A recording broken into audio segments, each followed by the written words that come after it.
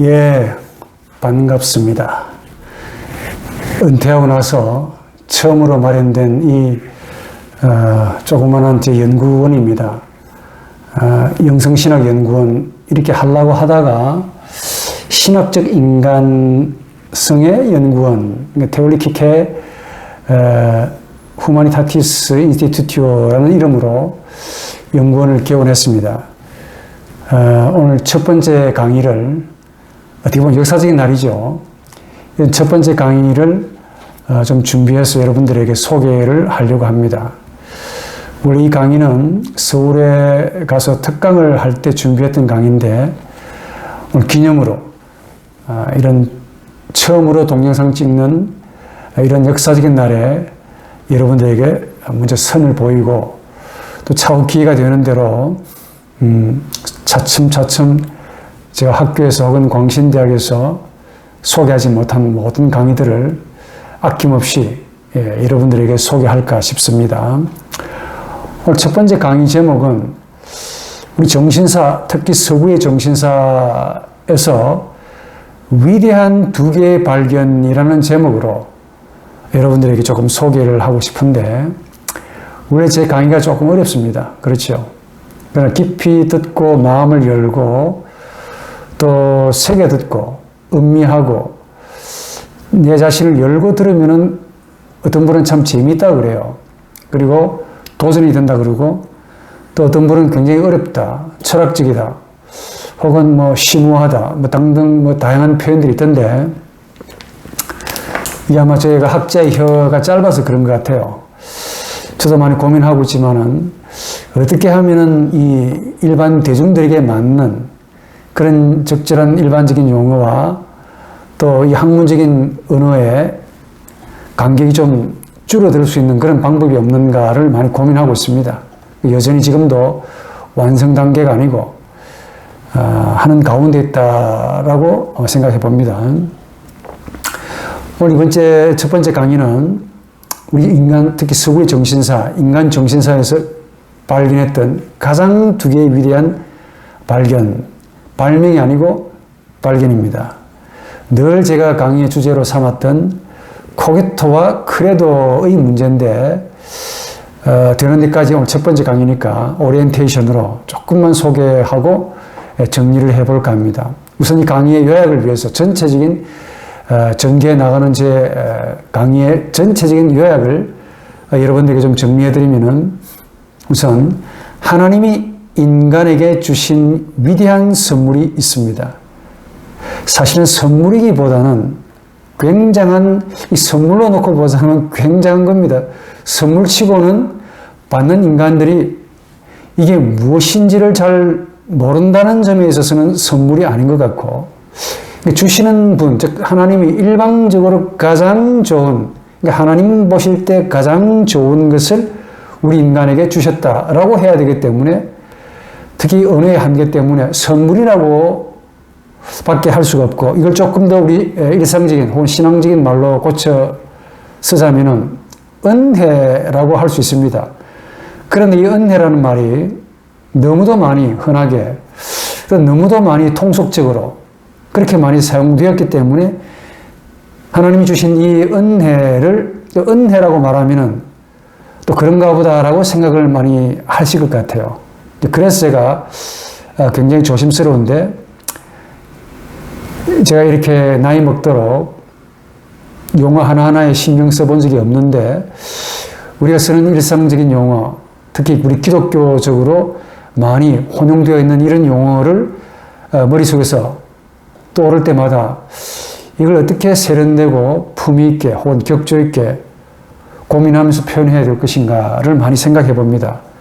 그런데 뭐 제 영역이 워낙 짧아서 그런가 새로운 말을 창조할 수는 없고, 그 있는 말을 여러분들에게 소개할 수밖에 없는데, 조금 더 제 책임감은 이 있는 말을 그 깊이를 혹은 가치를 혹은 무게를, 그 심오함을 좀 설명해 주는 정도로 말씀을 드릴 수밖에 없겠다 하는 저의 한계를 느낍니다. 한 번 더, 하나님이 우리 인간에게 주신 위대한 선물 혹은 은혜라는 말이 딱 맞는데 이게 뭐냐? 바로 자신입니다. 자신. 이 자신이라는 존재, 자신이라는 존재가 굉장히 철학적인 말인데, 자신 있음이죠. 원래 존재라는 말은 있다라는 말인데, 자신 있음. 이 자신 있음을 하나님이 우리 인간에게 담아 놓으셨다라고 할 수 있습니다. 이게 제가 볼 때 가장 위대하고 하나님으로서 주실 수 있는 최고의 선물이라고 여깁니다.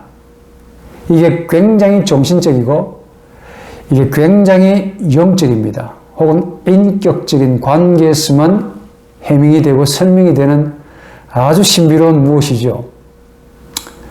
이 자신이 뭐냐? 궁극적으로 곧 하나님 자신이기도 합니다. 그러니까 하나님은 우리에게 하나님 자신을 담아두셨다. 이게 창조라고 할 수 있고 이걸 은혜라고 할 수도 있습니다. 이걸 주신 거야. 그러니까 하나님은 하나님의 한 몫을 우리에게 일정 부분 떼가지고 주신 정도가 아니라 하나님에게서 가장 소중한 이 자신을, 이게 없으면 하나님 자신도 성립이 되지 않습니다. 즉, 말 잘 들어보시기 바랍니다. 이 자신이라는 말이 없으면 그냥 우리는 하나님이라는 말밖에 할 수 없지요. 그런데 이 자신을 우리에게 담아두셨다 하는 그 말은 하나님 자신을 우리가 가지고 있을 수 있다라는 말이기도 합니다.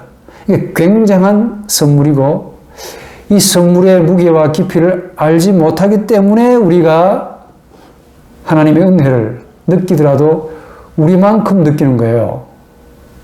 알고 보면 굉장한 건데 이게 바로 영적이고 정신적인 생명 혹은 정신적이고 영적인 있음, 어려운 말로 존재라 그러는데 이게 역사하는 겁니다. 이 자신이.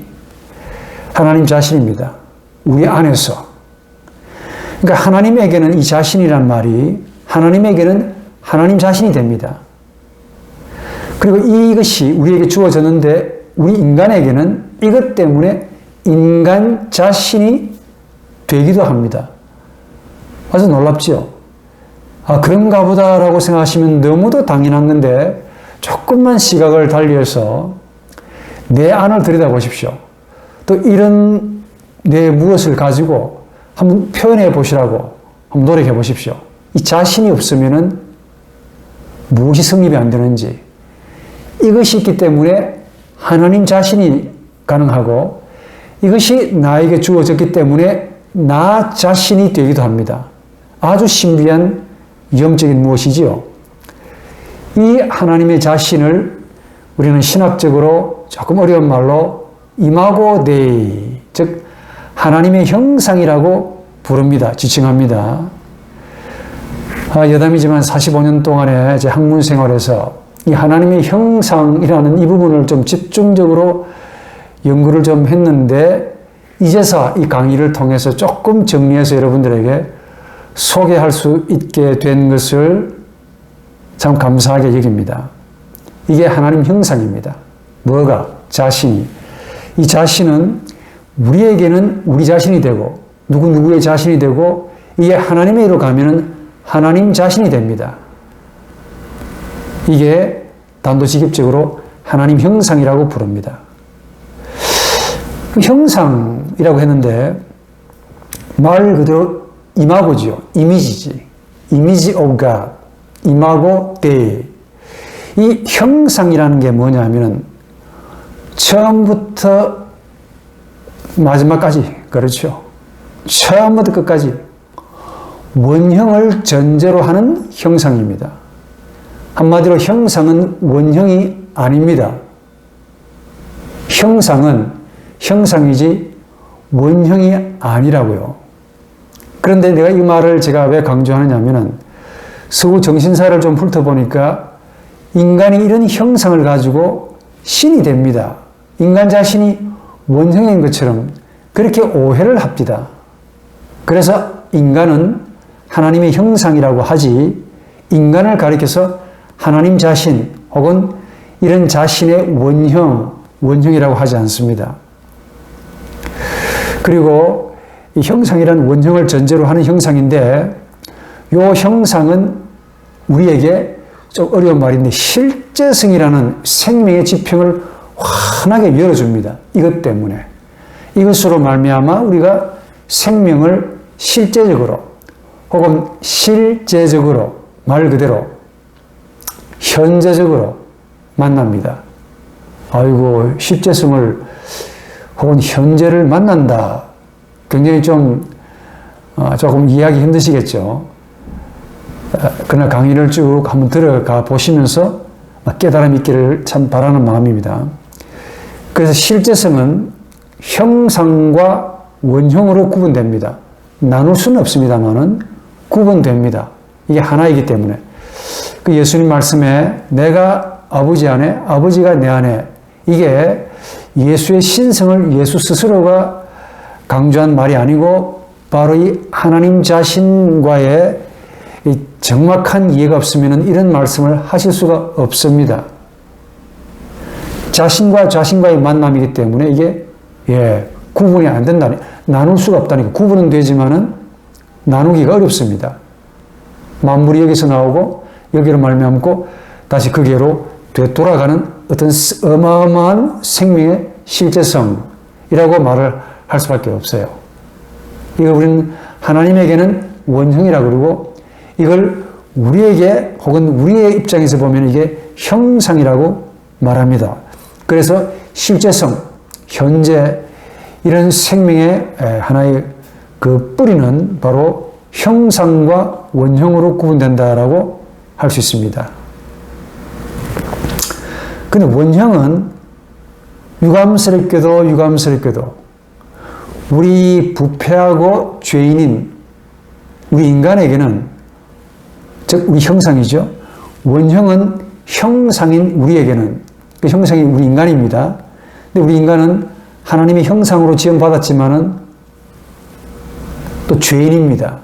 아담의 불순종 이후 제가 계속 유전이 되어서 말 그대로 100% 죄인인데, 이런 죄인인 하나님의 형상인 우리에게는 하나님의 자신 혹은 원형은 완벽하게 타자로 받아집니다. 타자로 만나집니다. 이 타자라는 말이 굉장히 어려운 말입니다. 이 말을 제가 여러분들에게 어떻게 하면 좀 쉽게 설명을 해볼 수 있을까를 고민을 하는데, 아이고, 이게 참 어렵습니다. 남이라고 말하면, 하나님과 나 사이에 무슨 남, 이렇게 낭만주의자들이 또 그렇게 말할 것 같고, 다른 분이라 그 말입니다. 영어로 the other, 라틴어로 totaliter aliter, 완벽하게 생소하고 다른 생명이라는 뜻입니다. 누가요? 하나님 형상인 우리에게는 완벽하게 토탈리테르 알리테르, 완벽하게 타자, 다른 분, 본질이 다른 분입니다. 그러니까 원형 하나님은 완벽하게 우리에게 타자로 실제하시는데, 놀랍게도 형상, 즉 하나님이 우리에게 담아두신 이 형상만큼은 이 타자의 형상인데, 즉 하나님의 형상이죠. 우리에게는 완벽하게 토탈리테르 알리테르, 완벽하게 우리하고 다른 타자의 하나님이신데, 그 하나님의 형상이 우리 안에 놀랍게도 있다는 사실입니다. 이게 비밀이야, 이게 정말 신비한 겁니다. 어디에 있느냐? 현대 심리학자의 의견을 우리가 받아들여서 탐구해 가는 가운데 있습니다. 소위 우리 인간의 그 의식 속에 있지 않습니다. 차츰 말하겠지만은 우리의 영혼은 혼, 영, 몸 이렇게 3분법, 2분법 이렇게 나오기가 참 어렵습니다. 조금 다른 말로 표현하면은 우리 인간의 몸, 그 다음에 의식, 영혼을 조금 더 세분적으로 나누게 되면은 의식과 무의식으로 구분되고, 또 그 무의식도 개인적인 차원의 리비도라고 하는 개인 무의식이 있고, 초개인적인 혹은 집단 무의식 혹은 모든 인간들이 보편적으로 가지고 있는 이런 완벽하게 우리에게는, 의식에게는 새로운 지평인 초개인적인 무의식이라는 신념이 있습니다. 그러니까 하나님의 형상, 우리가 받았던 이 하나님의 형상, 하나님이 담아놓으셨던 이 하나님의 형상은 우리 영혼 안에 있다고 그랬죠? 영혼 안에 어디 있는데? 찾아보니까 소위 집단 무의식이라는 아주 깊은 심연 속에 여전히 조용하게 평안을 가지고 우리에게 좌정하고 계신다는 강력한 느낌입니다. 실제하십니다. 이것 때문에 종교가 가능한 거예요. 가만히 계시면서 우리 의식을 향해서 끊임없이 생명의 메시지를 건네주십니다. 완벽하게 타조로 계시는 그 하나님의 메시지를 우리 안에서 또 다른 영혼의 지평인 우리 영혼, 즉 개인 무의식이 아닌 집단 무의식이라는 심령 안에서 우리 의식을 향해서 어떤 생명의 메시지를 계속해서 전달해 준다는 겁니다. 어떤 메시지를요? 우리에게는 디아도, 완벽한 타자인 저 하나님과 연합하도록, 만나도록, 끊임없이 우리에게 알 수 없는 생명의 신비, 메시지를 혹은 das Wort, 말씀을 건네신다는 겁니다. 그런데 이 생명의 말씀을 우리 의식이 만약에 감지를 하고 받아들이고 수납하게 되면 우리 의식은 비로소 생기를 얻습니다. 창세기에 나옵니다. 생기가 나옵니다. 오뎀이라고 부르는데 생명의 호흡을 진짜로 느낍니다. 그로 인해 의식이 참 생명을 체험을 하는 거예요. 이걸 우리는 종교적인 혹은 기독교적인 체험이다라고 부를 수 있습니다. 이게 바로 체험입니다. 체험이 없는 분은 인생이 참 건조하고 삭막할 겁니다. 황폐할 겁니다. 그러니까 우리 의식이 집단 무의식 혹은 저 무의식의 지평 가운데 가장 밑바닥에 있는 그 내재해 계시는 하나님의 형상이 건네는 그 말씀을 받아들이고 수납할 때, 즉 체험할 때 우리는 통상 이런 체험을 가지고 어떻게 표현하느냐? 하나님이 나를 인도하신다라고 표현합니다. 비로소 하나님이 나를 인도하신다라는 말은 그냥 하는 게 아닙니다. 그냥 습관적으로 혹은 감정적으로 혹은 하고 싶은 대로 홍삼 드니까 한 잔 먹고 아이 기분 좋네, 하나님 나 인도하십니다 라는 표현이 아닙니다. 말 그대로 하나님에 의해 내가 완벽하게 사로잡힌 바 됐고, 그 된 상태에서 하나님의 의지대로 하나님의 뜻대로 인도하시는 대로 내가 살아가는 의식, 즉 내 영혼이 된다 하는 것을 느낍니다. 그 느낌의 상태를 부드러운 말로 하나님이 나를 인도하신다라고 고백하는 거예요. 고백도 일종의 토설입니다. 이 표현한다 그 말이 좋게 말하면 표현한다는 말인데 토설입니다. 토해낸다니까. 조금 리얼하게 표현하면은 우리 우리 몸 장기 가운데 가장 밑바닥에 있는 이 무엇이 끌려 나와가지고 우리 입을 통해서 토설에 나옵니다. 이게 괴로운 거예요, 이게. 이런 토해낼 때 얼마나 힘들겠습니까? 그런데 이런 힘든 작업이 영혼의 기쁨으로 인해서 사라져 버립니다. 토해내는 것도 쉽지 않아요. 그런데 이것만 있으면 괴롭고 힘들 텐데, 한번 토해내 보신 분들은 아시겠지만은, 이 괴롭습니다. 그런데 이 기쁨이, 즉, 하나님의 형상이 내 의식을 향해서 조우 혹은 만남으로 인해서 오는 희열, 감격, 벅찬 기쁨이 얼마나 큰지 사라져 버립니다. 이 토설할 때 나오는 이 아픔이 그만큼 강력합니다. 이 토설이 나오기까지 우리 영혼은 어마어마하게 하나님을 의식하든 의식하지 않든, 하나님을 믿든 믿지 아니하든, 기독교인이든 비기독교인이든 하나님을 엄청나게 갈구합니다. 우리 살아가는 모든 방식이 하나님 없음으로 살아간다 할지라도 그 마음속에는 하나님을 향한 자신의 절규입니다. 살려주세요 이겁니다.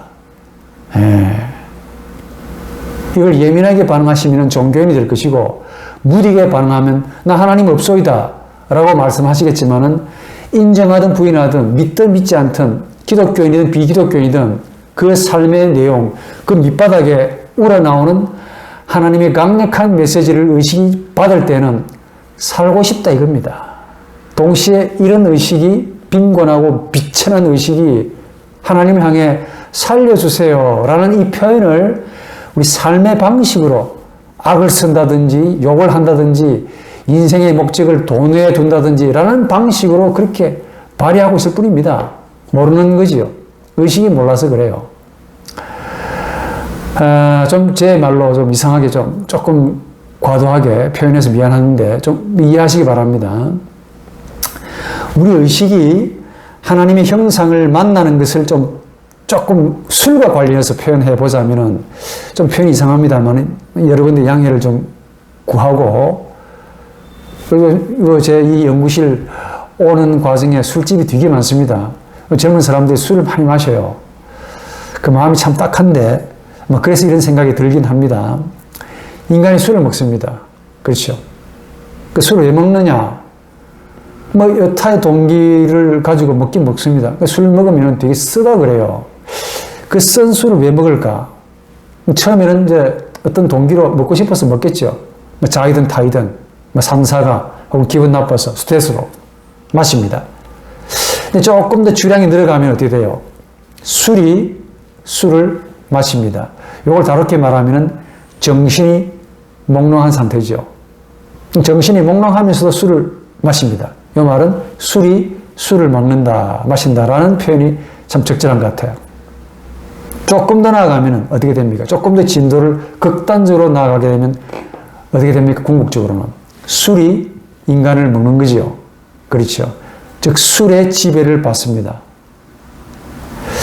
이런 비유가 참 적절하다고 느끼지는 않는데 좀 표현이 이거밖에 없는 것 같아서, 이런 표현을 하나님의 영과 관련해서 좀 설명하면 좀 적절하지 않겠나라는 생각이 들어요. 초기에는 우리가 하나님의 영을 만나려고 애를 많이 씁니다. 속된 말로 악을 쓰기도 해요.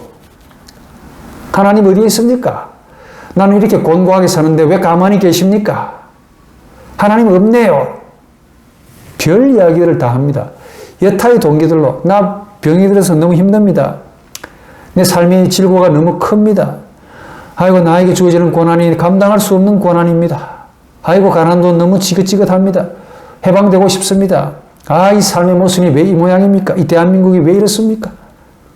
공부를 열심히 해도 직장에 취업이 안 되고 온갖 부조리가 많고 인권 하면서 노다지 사람들이 치고받고 싸우고, 만나면 서로 상처를 안 주기 위해서 등을 돌리고 살아야 하는 이런 각종 모순 부조리, 외롭습니다. 괴롭습니다.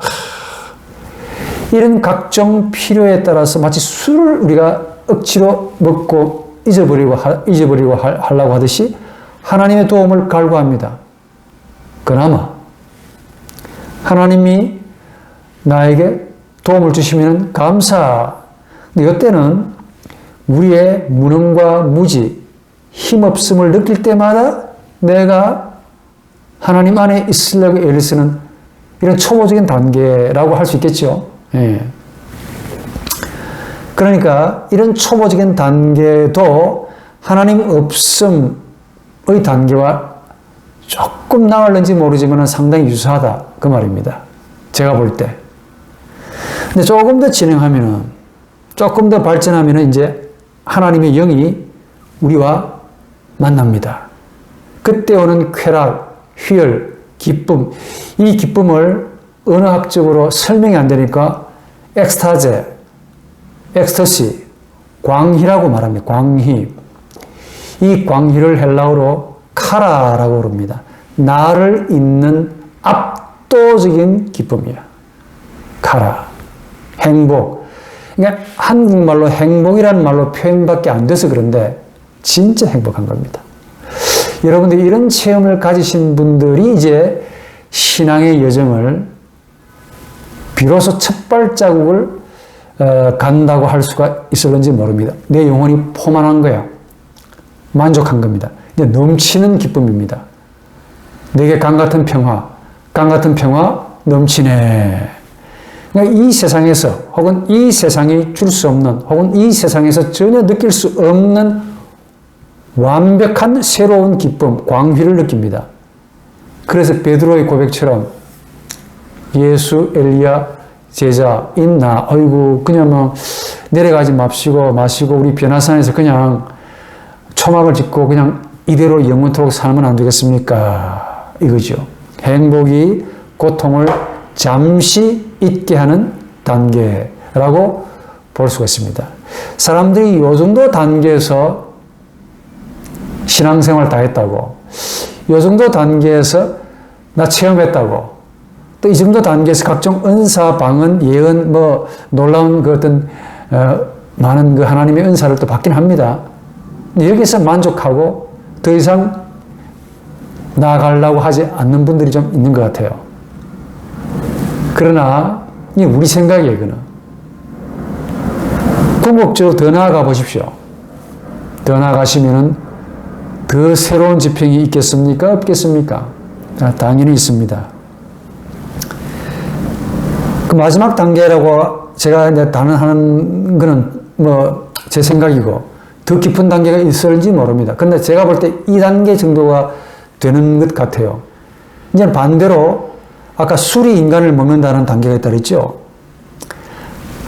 이것과 마찬가지로 하나님의 영이 우리를 직접 말 그대로 직접 이거는 간접이 아니고 직접 인도하는 때가 옵니다. 이런 분들을 제가 꽤 만나봤습니다. 하나님이 말씀하신대요. 그러니까 초신자들은 이 말을 잘 이해 못할 겁니다. 하나님이 어떻게 나에게 말씀하시느냐? 무슨 말로? 이해가 안 될 겁니다. 그런데 이 단계로 들어가시면 한국어로는 표현이 안 되지만은 하나님이 직접, 하나님이 모세를 직접 인도하시듯이, 하나님이 여호와의 종들을 직접 인도하셨듯이, 직접 인도하는 때 그 느낌이 옵니다. 직감으로. 내 의지와 전혀 무관한 듯한, 물론 내 의지도 작용한 것처럼 보이는데 이게 하나님의 의지로 내 의지가 삼켜버린 듯한 느낌이야. 바로 이 단계가 오는데 이 단계를 우리는 기독교인의 삶이라고 그렇게 규정할 수 있지 않을까. 그런데 주의할 것은 이 단계에서는 행복만 있는 것이 아닙니다. 경험상. 오히려 행복보다 고통이 많이 따릅니다. 아주 속된 말로 귀신이 그렇게 많이 역사하는 것 같아요.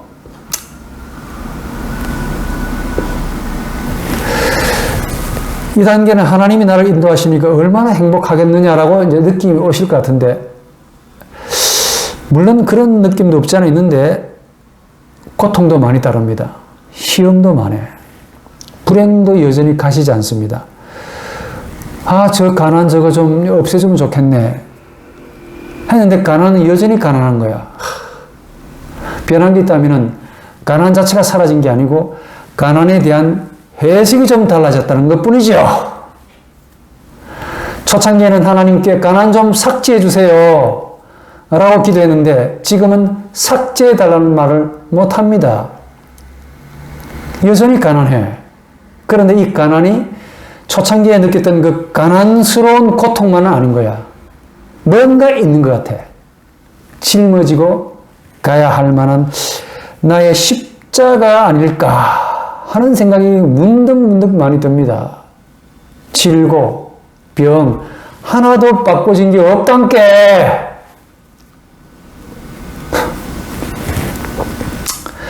예수 믿기 전이나 예수 믿고 난 다음 이 경지에 들어서도 변한 거는 별로 없습니다. 다만 해석의 차이가 달라진 것, 그것 같아요. 분명히 가난하고 여전히 고통스럽고 불행합니다. 여전히 아픔이 오고 마귀의 시험도 많고, 고통이 없는 것이 아니라 고통이 고통으로 느껴지지 않는 단계라고 생각합니다. 고통이 삭제가 되는 단계가 아니고 고통이 있긴 있는데 더 이상 고통이 나를 지배하지 않고 그 대신에 하나님의 은혜가 나를 지배해서 고통이 사라지는 게 아니고 고통과 함께 가는 단계. 고통이 싫은 것이 아닙니다. 초반에는 고통이 너무 싫어요. 고통에서 해방되고 싶어. 근데 이 단계로 올라가게 되면 고통이 싫은 것도 아닙니다. 있어야 되는 것도 느껴. 그런데 고통보다 더 큰 하나님의 위로로 그 고통을 짊어지고 가는 이런 단계라고 봅니다. 예수의 삶을 보니 바로 이게 십자가의 삶이라고 그러네요. 마르틴 루터가 이런 기독교인의 마지막에 최고의 삶을 십자가의 삶이라고 이야기했습니다. 공부할 때는 이 말이 아득하게 들렸는데 이제 삶의 끝자락에 서 있는 제가 느낄 때는 맞네. 맞습니다. 십자가의 삶이야. 하나님이 나를 지배했음에도 불구하고 왜 십자가가 있는데 예수가 나 대신 십자가 졌다며. 아이고, 그런데 웬걸. 예수께서 지셨던 십자가, 또 내가 져야 할 십자가가 있다는 겁니다. 이게 삭제, 제거되는 것이 아니고 전에는 감당하기 싫어서 도망을 갔다 하면은 지금은 내가 힘있게 지는 거야. 씩씩하게 지는 겁니다. 누구와 함께? 예수께서 본인의 십자가를 당당하게 지고 가신 것을 내가 보지 않습니까? 저분을 사랑하는 마음이 생기니까 힘이 난다 이거야. 이게 바로 예수를 사랑하는 마음입니다. 그 예수가 2000년 전의 예수가 아니고 내 마음속에 계셨던 하나님의 형상, 그 형상의 내용이 바로 예수의 이미지라는 겁니다. 그래서 이마고 데이, 이미지 오브 갓, 이것은 바로 이미지 오브 지저스 크라이스트, 이마고 예수 그리스티입니다. 예수 그리스도의 형상과 저는 똑같다고 봅니다. 이게 놀라운 거예요. 본 강의는 이런 과정을 위해서 제 체험적으로 아닌 이론적으로 여러분들에게 소개하려고 합니다. 단적으로 말씀을 드리면은 신앙의 이 미숙한 단계에서 신앙의 성숙한 단계로 가는 과정을 이론적으로, 신학적으로, 이때 신학은 테올로기아라는 그 부분에 영역된 것이 아니고 신학, 철학, 심리학과 같은 인문학의 도움을 전적으로 받아서 조금 더 융복합적으로 그렇게 여러분들에게 설명해 나가려고 합니다.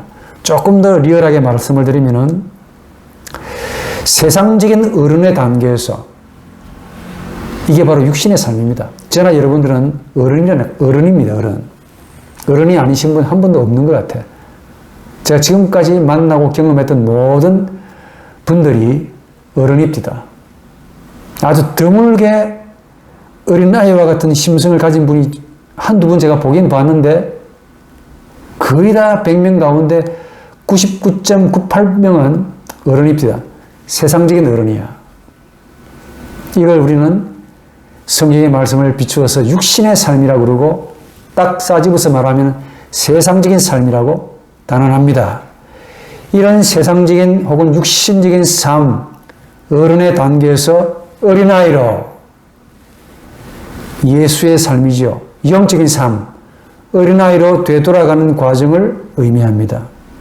그래서 어린아이라고 하는 것은 제가 마태복음을 연구하면서 너무 많이 충격을 받았는데 네피오스라고 예수가 그렇게 많이 작은 자, 소자, 미크로스 이런 말을 많이 하시는 걸 제가 보면서 굉장히 많은 뒤통수에 뭔가를 맞은 듯한 느낌 같은 그런 새로운 충격을 받았습니다. 아, 이거 내가 알고 있는 것과 다르다. 어린아이입니다. 그러니까 신앙이 미성숙한 단계에서 신앙이 성숙한 단계로 간다는 그 말은 제 말로 표현하자면 세상적인 어른의 단계에서 바로 어린아이로 되돌아가는 단계, 과정을 말합니다. 육신의 삶 혹은 세상적인 삶에서 영적인 삶, 예수의 인간성애로 되돌아가는 삶을 뜻합니다. 조금 더 제 말로 적극적으로 표현하면 육신의 삶, 껍데기, 몸뚱이를 가진 영혼. 그러니까 몸뚱이가 영혼을 가지는 삶이죠. 육신의 삶입니다. 여기서 영적인 삶, 영혼이 혹은 정신이 혹은 하나님의 영이 내 몸을 지배하고 이끌어가는 바로 영적인 삶으로의 대전환을 논리적으로, 이론적으로, 학문적으로 소개하는 과정입니다. 제 강의가. 이걸 딱 한마디로 표현하자면 예수를 믿는 단계에서 조금 더 리얼하게 예수를 내 의식이 믿어주는 알량한 신념의 단계에서 더 나아가서 예수처럼 하나님 앞에서 하나님과 이웃을 위해서 예수처럼 십자가의 삶을 사는 과정을 이 강의가 소개하려고 합니다. 예수 그리스도를 믿어주는, 내 예수 믿고 있지요. 나 장하지요. 나 이 정도 하면 만족하지 않겠습니까? 하나님 나 착하지요. 내 당신을 믿어주고 있습니다. 선심 쓰듯이 예수 믿는 것이 그렇게 무슨 업보가 됩니까? 상급이 됩니까? 뭐 대단한 겁니까? 참 아주 어설프게 믿는 것 같습니다. 이런 예수를 믿어주는 의식의 코기토적인 정신, 그 단계에서 진지하게 예수가 누구냐? 예수를 믿는 내가 누구냐? 성찰하고 나아가서는 그 예수와 유사하게 그 주님과 동일하게 정말 닮아가듯이 그분처럼 세상에서 살아가는 과정을 여러분들에게 이 강의를 통해서 소개하려고 합니다.